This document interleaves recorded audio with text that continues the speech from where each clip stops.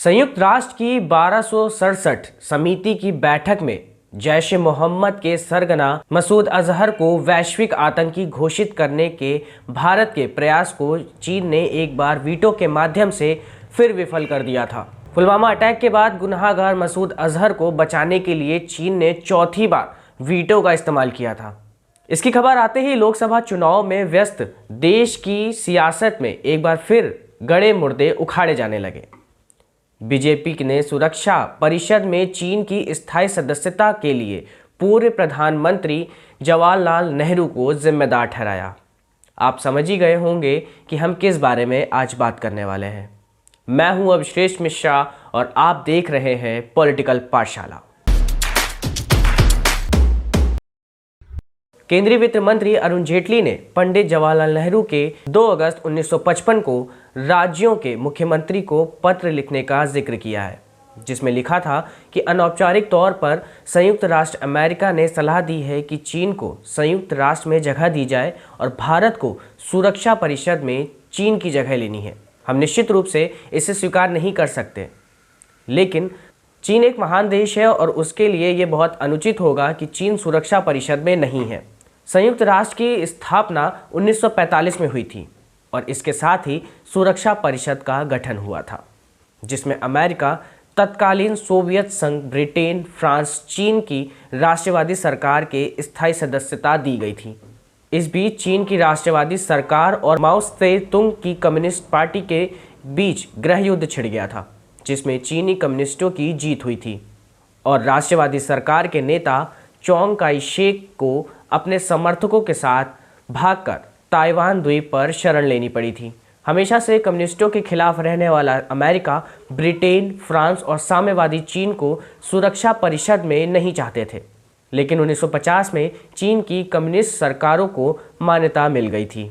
Jawaharlal Nehru university में centre for east Asian studies की professor Alka आचार्य का मानना है कि उस समय सुरक्षा परिषद में चीन की सीट को लेकर विवाद था कि इसका असली हकदार चीन के मुख्य भूमि कम्युनिस्ट सरकार होगी या इनकी सरकार, इस बात का स्पष्ट उल्लेख नहीं मिलता है। यह सीट भारत को दिए जाने की पेश की गई थी, लेकिन पंडित नेहरू का मत था कि पहले नियमों के मुताबिक इस विवाद को सुलझाया जाए, जिस पर चीन का औपचारिक हक था। लेकिन कहा जाता है कि 1950 में उस समय की राजदूत विजय लक्ष्मी नेहरू, जो कि पंडित जवाहरलाल नेहरू की बहन थी, उन्होंने एक सीक्रेट लेटर भेजा था, जिसमें ये बात कही थी कि अमेरिका ये सीट भारत को देने वाला है, जिसका जवाब भी सीक्रेट लेटर के जरिए ही भेजा गया था, जिसमें लिखा था, हम ये नहीं कर सकते और इससे हमारे और चीन के संबंधों पर असर पड़ेगा। प्रोफेसर आचार्य का कहना है कि उस समय का दौर अलग था। एक मजबूत एशिया को बनाने की बात कही जा रही थी, जिसमें भारत चीन की साझेदारी मजबूत एशिया की दिशा में अहम थी। तब किसी को नहीं पता था कि आगे चलकर भारत चीन के रिश्ते ऐसे होंगे, इसलिए इस घटना को एक संदर्भ से बाहर निकलकर नहीं देखना चाहिए।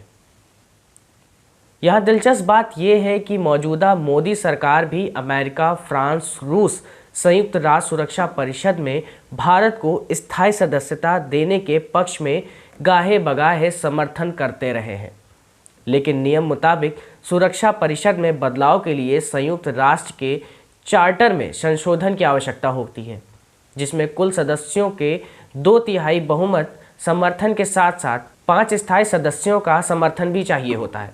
इसके अलावा स्थायी सदस्यता लेने की कतार में भारत के अलावा जर्मनी, जापान और अन्य देश भी खड़े हैं।